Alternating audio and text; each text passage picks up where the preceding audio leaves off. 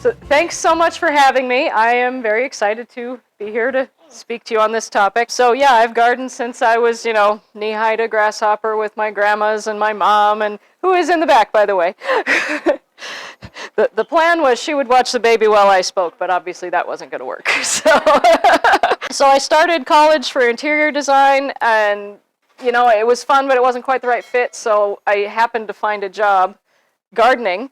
That was with Mary Green, owner of the Gardener, only operates on the South Hill, but she's been in business for, goodness, probably 25 years now. I fell in love with it, and so I switched my majors. I came here to SCC, and I graduated with their landscape turf management degree in 2010. Then I went back and finished interior design in 2011 because I had like 2 classes left, so I thought I might as well just wrap that up. I joined SCC for a couple of national competitions. I went to both Planet and PAS, which are 2 collegiate national competitions in horticulture and various plant-related fields, and I did bring home a first place in ornamental horticulture from PAS, so that was fun.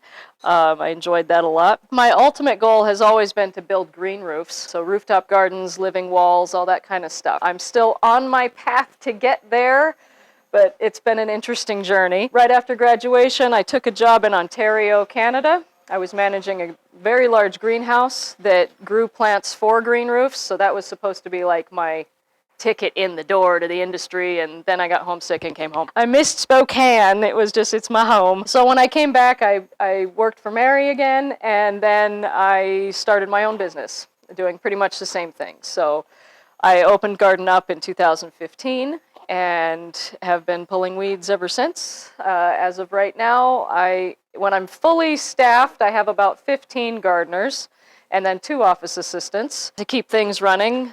Last year, we estimate, I never actually counted, but we estimated we took care of about 200 gardens.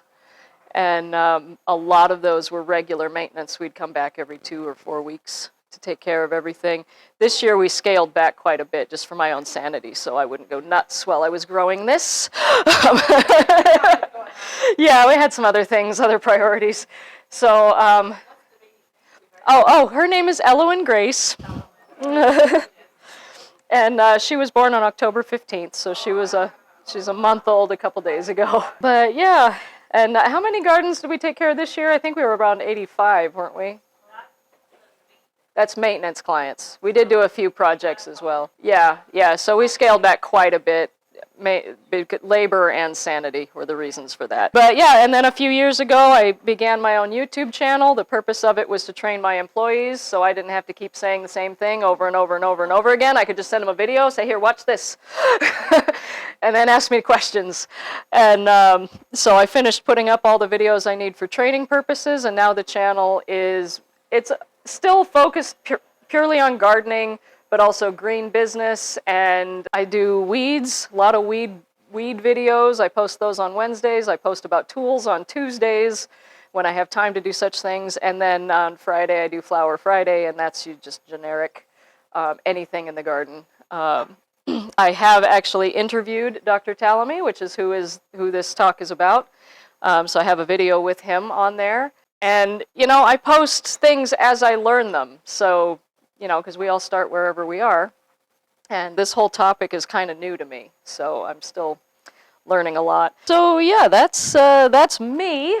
And then who Dr. Tallamy is, he's an entomologist at the University of Delaware. He's spent probably well over now 41 years studying the relationships of insects and plant hosts. And what he has found, well, I guess this whole talk is about what he's found, but it's the difference of how native plants and not native plants grow insects and therefore take care of the environment as a whole. He's written 3 books and co-authored a 4th, so I have all 3 of his books up here to show you. The books are all available on Timber Press and on Audible. And then there are also many, many, many recorded talks with him on YouTube and in various other places. So, if you've got an hour, grab a bag of popcorn, and I highly recommend watching his videos.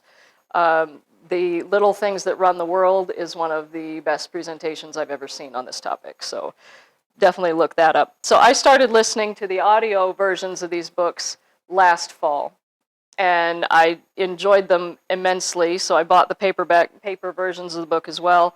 I've been a bit obsessed, so today I wanted to share with you what I've learned so far. I'm still by no means an expert in this particular field, okay, but I'll do my best to answer any of your questions. I'm just kind of learning the theory and starting to put things into practice so I can see it for myself and see what works and what doesn't work here in Spokane. He's based on the East Coast, so a lot of his stuff is, we just have different plants and different insects here. So I'm trying to figure out how his stuff applies here. The problem at hand is that we have about 1.9 billion acres in the 48 contiguous states, and how much of that land do you think is actually available for insects to use? Not very much, okay? So the exact numbers are different depending on what source you use, but this was the most complete version I could find. About 41% is currently being used for livestock or growing food for the livestock. That's 654 million acres. So that's the biggest chunk, is our livestock. About 391 acres is used for crops for us. 69.4 million acres is used for urban land and grows in size about 1 million acres per year. 538.6 million, or about, again, this is where it depends on the source, somewhere between 538 and 266 million, is forest land. So that's actually usable to insects, right? And birds and other wildlife. 168 million is reserved for special use, which is things like national parks, wildlife areas, highways, railroads, and military bases. So hit or miss on that one. And the remaining 68.9 million acres is labeled miscellaneous, which is things like cemeteries, golf courses, marshes, deserts, and areas of low economic value. Again, there's not much available for nature in that, right? We've pretty much taken over everything. And there are a few wild areas left untouched, very few. And those that are there are so small and so far between them that insects and species have a hard time moving from one to another. And that's another challenge that they are dealing with. And so Dr. Tallamy estimates that there's less than 20% left natural and native, and around 5% is actually untouched by humans. And much of that remaining land is being invaded by noxious and invasive weeds that are here because we brought them. So we're messing up our environment, and now it's time to fix it. So I want to take a minute to talk about the difference between native and non-native plants. So there's several different words you can use to describe plants. One is native, okay? And I'm actually going to involve you guys so you don't all fall asleep and stuff, because I know I'm just talking. Who knows the definition of a native plant? Any volunteers? Huh? What's that? It grew here naturally. It grew here naturally and for a long time. It has evolved with, flora and fauna have evolved next to each other, and it's been here long enough to have a place in the ecosystem, okay? Non-native, any ideas what non-native means? Exactly, it evolved somewhere else, and it came here by some other means, or it moved to a new place by some other means. And then there's noxious. Who knows what noxious means? There's a very specific definition on noxious. You're close, but they're two different words, and they mean two different things. Okay, so noxious weeds, they may or may not actually be native. Their nativity is actually not part of what makes them noxious. A noxious weed is something that affects agriculture negatively. Okay, so the noxious weed list, which I actually have up here, it's considered, not every state has its own noxious weed list, right? And it's because it messes with the farms and agriculture. They are usually non-native, and they are usually aggressive and hard to control, but they're not necessarily non-native. Actually, field bindweed is native to here. But it's, a gardener's bane. We all hate that weed, right? And same thing for farmers. If the field bindweed gets in their field, it's almost impossible to control, right? Okay, so the next one is invasive. And that's the one that's actually non-native and aggressive and hard to control, but doesn't necessarily only affect agriculture. So invasive is actually the word that most of us mean to use when we say noxious. And then there's aggressive. And aggressive can be any plant. It can be a native. It just means it grows fast and it's hard to control. Okay, so that's the difference between those. There's 5 terms there. And that's the difference between those. As far as the non-native and aggressive weeds, how they arrived, we brought them. Because we visited other continents and other countries and we said, that's pretty, I want to take it home and put it in my garden. Well, some things are well behaved and they won't survive in other climates without certain things like extra water or certain temperature, or maybe they have to live inside the house, like our house plants that are all tropical from, temperate regions and everything. But the bottom line is that they arrive because of humans. And some of them do fine in our area, even though they're not from here. And so, any guesses as to how they spread and become a problem? Every way possible. Right, every way possible, exactly. So they can spread by seed, they can spread by roots, some of them spread by just cuttings, like take a leaf and it'll root and grow, right? But usually it's spread by either seed or animal that eats the fruit and then brings it somewhere else. And then, but the thing is, most non-native weeds and plants are not eaten by any native animals. So there's no native controls to keep these populations of the non-native plants in check. So they aren't eaten by deer, they aren't eaten by insects, the plants aren't eaten by birds, but the birds might eat the seeds, and then they'll take the seeds off into the forest and plant them with a nice healthy dose of fertilizer. And that's one main reason how these plants get out of hand. So if there's no insects eating the plants, and there's no animals or deer eating the plants, then the insects aren't growing in population, and then there's nothing to feed the birds either, because birds eat insects, right? And then fish and other animals and all the way up the food chain. Here's the real kicker for some specific plants and why I started taking out non-natives from my yard this year. The seeds that I thought were important forage for the birds, because I never thought anything about it, are not actually nutritionally complete for our birds. So our North American birds that evolved with our North American plants require a high fat content in order to either migrate or overwinter. They've got to build up that fat. Well, the Asian shrubs like burning bush and barberry and butterfly bush and all these things that we love so much, they don't have that fat content.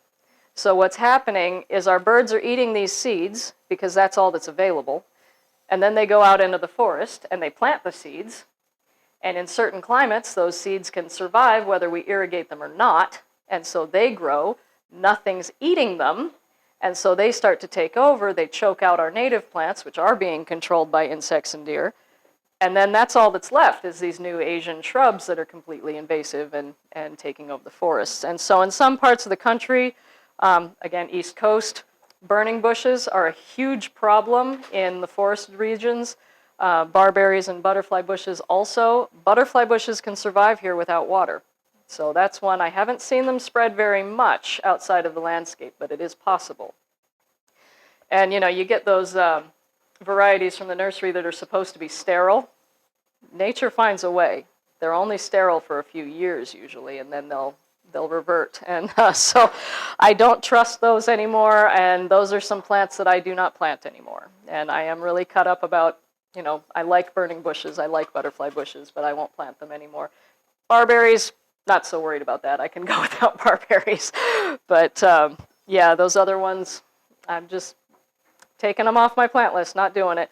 So instead, I'm finding natives to replace them. And why did we want to plant a burning bush? Well, I like the fall color. Let's plant a sumac instead. Or there's a cranberry bush that's native that also gets tall and has some gorgeous fall color. There's several different varieties. You have options that are natives. So the problems with this go all the way up the food chain, right?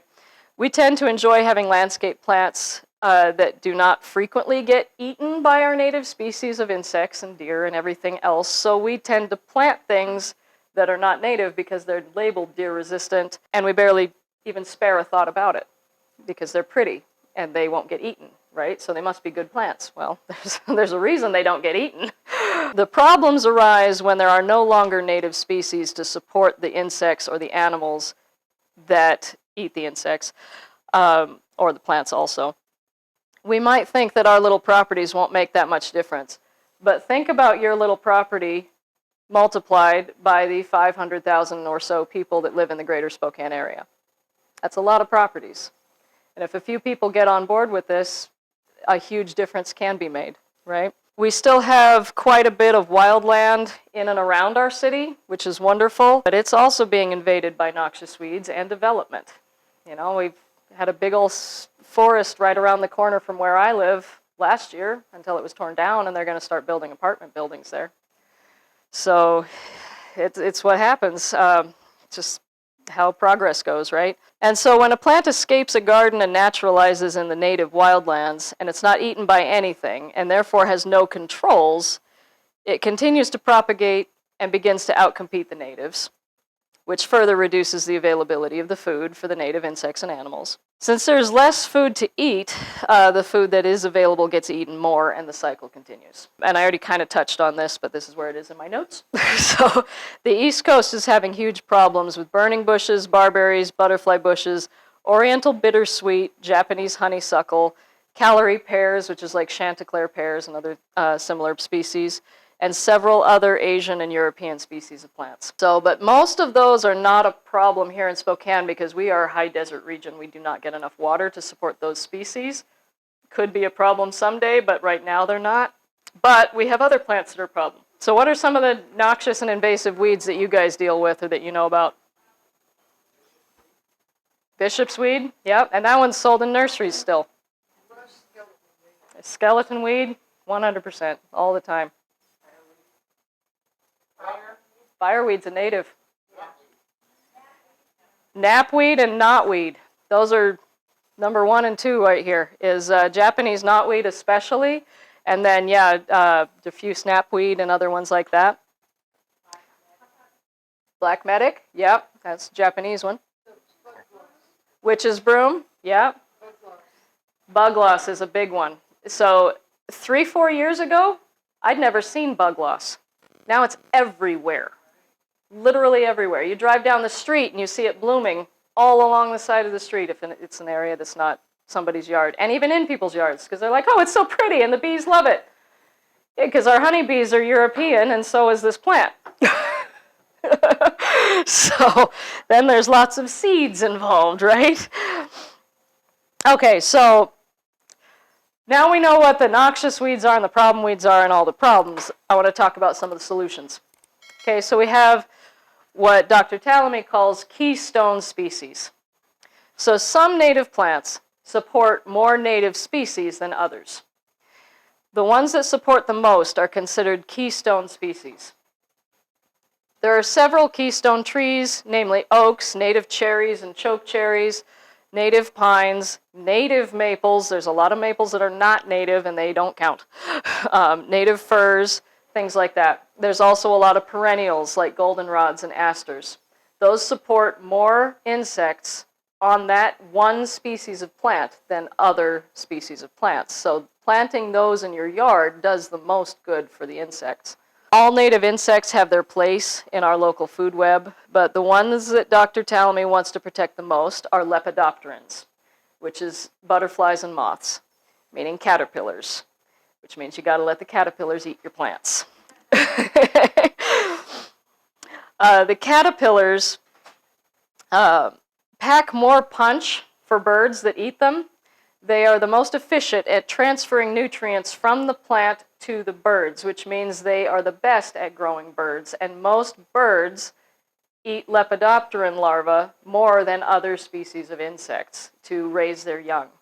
They're easy to feed their young. There's a lot of fat and a lot of nutrients in that little squishy package. It's easy to stuff down your baby's throat without hurting them. You know, birds aren't exactly nice when they feed their young. They just kind of stuff it in there. So having a beetle or something that's really scratchy can actually hurt the baby chick. So they like their lepidopteran larvae to feed their babies. If we lost lepidopterans, we would lose most of our birds, and the dominoes would continue all the way up the food chain. The other insects we really need to take care of are the bees and other pollinators, but he's not talking about honeybees, and neither am I. Honeybees are fine. Like, we grow them, we take good care of them, and they're not native here anyway, they're European. What we're talking about is the native species of bees, the ones that never get talked about and don't get much attention. Yeah. There's solitary, yes, so I'm going to go through a list here. Solitary bees, bumblebees, mason bees, sweat bees, green bees, and there's other bee mimics like hoverflies and several species of wasps. Not just yellow jackets, although yellow jackets are included in that. I know they're kind of jerks, but we got to take care of them too. All of these insects are important pollinators and they need to be protected, and we need to take care of them, which means we need to give them the plants that they need to complete their life cycle and get through the year. So these native insects have evolved next to the native plants, and they simply cannot change their diet to accept Asian or European plants as easily as you and I could just go to a different restaurant, right? The relationships between insects and plants have been developed over millennia, and evolution is a very slow process. So, what you can do: stop spraying, no pesticides and no fertilizers, or fewer fertilizers, okay? I think we all kind of know that one. So I'm kind of preaching to the choir on that. One that's being talked about more now is delaying your garden cleanups. Okay, so leaving the leaves in the fall. I know it can kill our grass, but yeah, I know, right? That's okay, exactly. So leaving the leaves, because a lot of butterflies and pollinators overwinter in those leaves. A lot of other insects, bees and all kinds of insects, overwinter in the leaves, and then other ones burrow into the stems, the pithy stems of our perennials, and they lay eggs in there, and that's where the larvae overwinter. So delaying cutting back your perennials can help a lot as well. Removing invasives. If you have any plant that's actually invasive and aggressive and taking over your property and it's not native, it should be controlled and gotten rid of. And then if you have non-natives that you're just not in love with, maybe consider taking those out too and replacing them with a native that would do more good for the environment. Our next one is shrink the lawn. So the lawn, it's a sterile, kind of a waste of space, isn't it? Like, it doesn't do any good. It's high maintenance.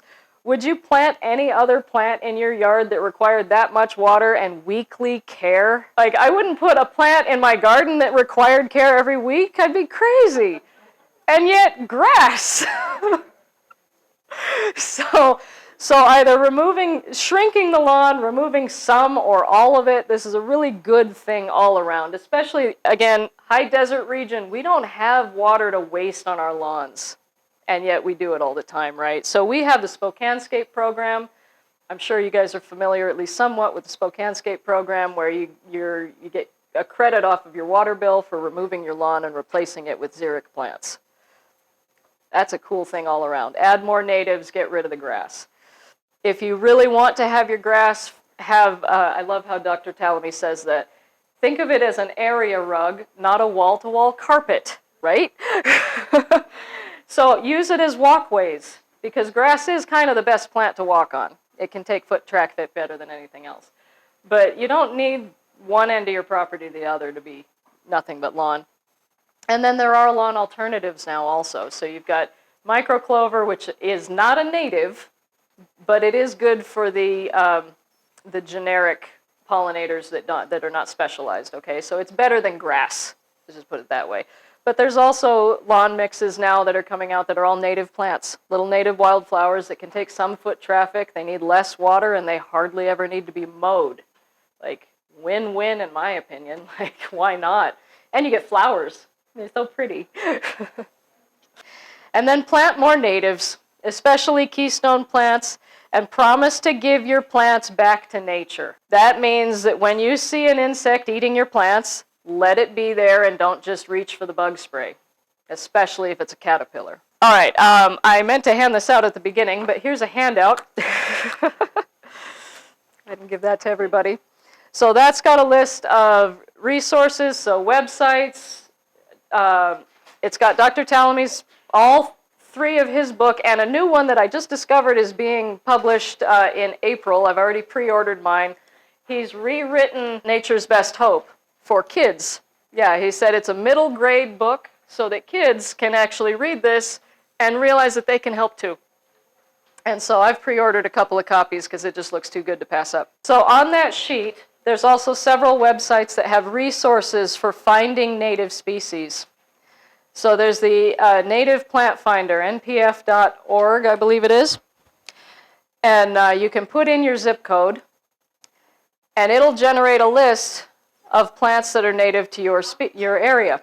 There's also a list, which I just found the other day while researching and double checking I had everything right for this particular talk. Keystone native plants. This list here, and I've got a couple copies printed you can look at. We are considered Ecoregion 10 North American deserts. It has lists of trees and perennials, as well as how many species they support, and it is ranked in that order. So oaks are number 1, supporting 208 of our native species of caterpillars. I didn't even know we had that many species of caterpillars, to be perfectly honest. And then it has some perennials also, and then it also ranks, it has pollinators as well.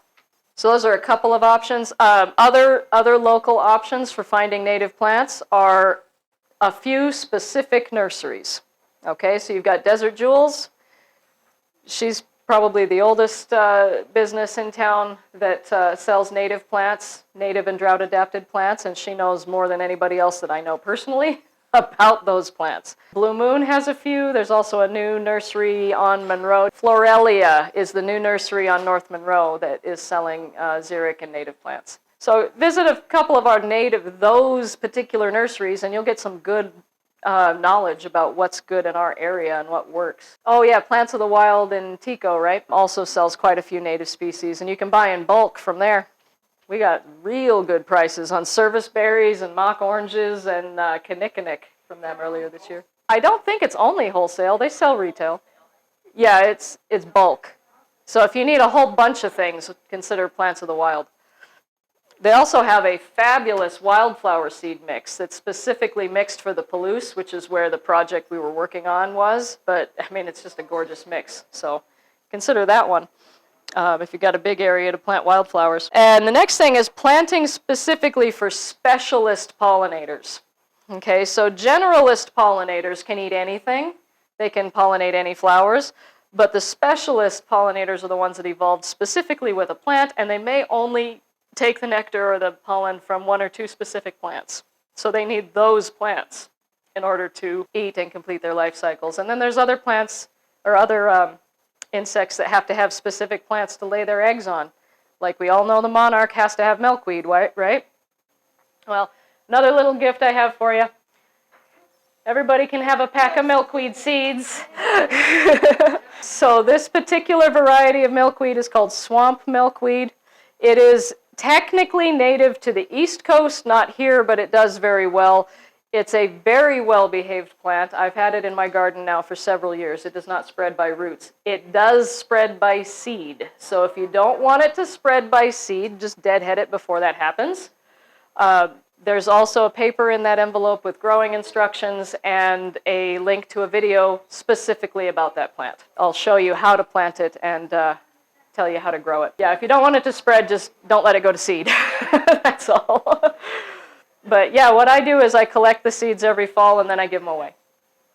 And if you do want a couple of native species of milkweed, I just haven't gotten them established yet, so I don't have a whole lot of seeds to give away, but you can shoot me an email or something with your address and I'll send you a pack, okay? This one's a little bit less than obvious, but another big thing you can do, it has a surprising impact, is turn off your porch lights at night. So basically, we all know what happens when you have a light on outside at night is the moths, they're flying around it.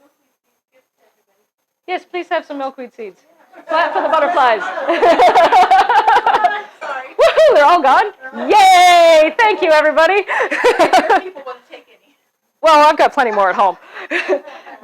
These are the seeds I collected in 2021, so I've got a whole new harvest of them from this year to give away. Yes.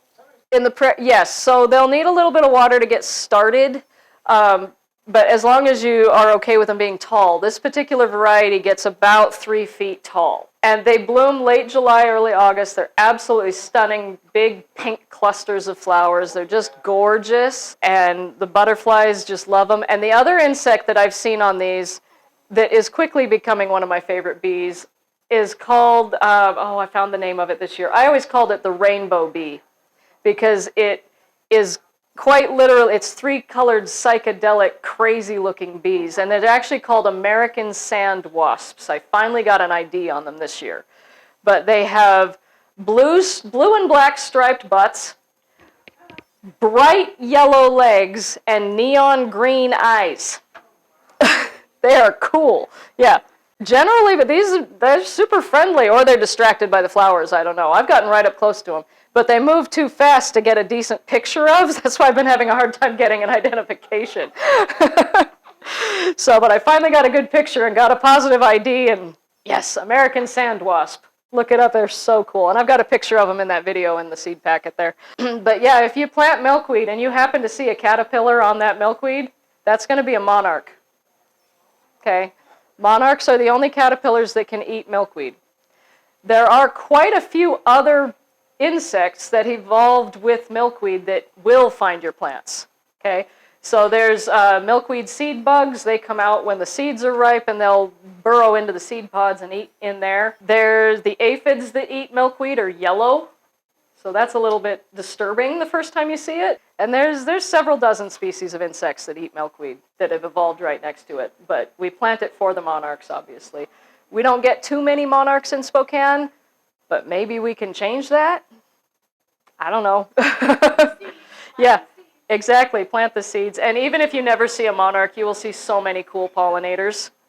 Like all the bees, plenty of swallowtails, lots of other butterflies. They're really pretty. Okay, so on to the next thing. I started talking about turning off the lights. Okay, so yeah, the moths and all the other night bugs are attracted to lights. If they're flying around your porch light, that means they're not eating, which is what they need to be doing. And then they're starving to death, and they basically die because they're flying around your porch light. So that's the main reason why turning off the lights is recommended. Yes, that's my next point. You're right on top of this. Yeah, so again, Dr. Tallamy has another solution because he knows that, a lot of us like to have lights on at night for safety and other reasons. He says either put on a sensor so that if the boogeyman bad guy comes up your driveway, the sensor will turn on the light and then it'll turn off again when the movement leaves, or replace it with yellow lights. Yellow LED lights are the best ones, and they do not attract moths. Not entirely sure why yet, but nobody even knows why moths are attracted to light, so we may never know that answer. Okay, and the last thing on my list of things you can do is talk to your neighbors. Tell your neighbors, talk to your local governments, talk to your HOAs. If anybody's in an HOA that's like, you have to have a perfectly manicured lawn and da-da-da-da-da-da-da-da, maybe go to a few board meetings and talk to them. Because a lot of people are starting to hear this message, and the way to change is just by spreading the word, right? And it's possible to change HOA regulations. It may not be easy, but it is possible. There's even a few HOAs now that have requirements that pesticides are not allowed, and pollinator gardens are encouraged and things like that. Yeah, homeowners associations, yep. Yeah, in fact, I had an idea once that I should start my own neighborhood with an HOA, and pesticides are not allowed, and let your yards go wild and do whatever you want, So, anyway, I believe that is the end of, yep, that's it. So, any questions, guys? What about slugs? Well, if they're native creatures, then they have a place in our environment. I know we don't like them, but I used to feed them to my chickens. Back when I had chickens. Slugs are a tough one because, yeah, they're one that I still actively control for my clients, because if they get out of hand, then they'll decimate your entire garden pretty quickly. But if you can maybe encourage the things that eat the slugs to come to your garden, like birds and other predators, then that would take care of it without the chemicals. Yeah, so there's full planting instructions in the package, but they do like full sunlight. They'll grow in most any conditions, and again, they need a little bit of water to get started.